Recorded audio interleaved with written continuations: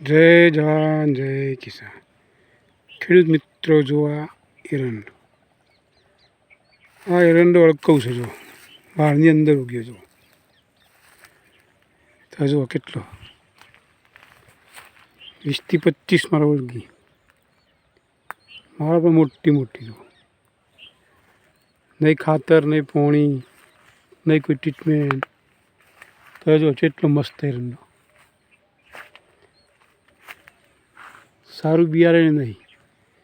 ગઈ સાલ અહીંયા ખડું હતું, ખડામાંથી દોણો ઉડેલો પડ્યો હતો.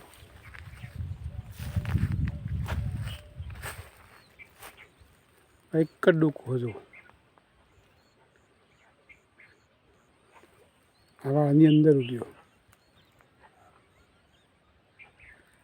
બિયારણનું કોઈ હાટું હોતું નથી.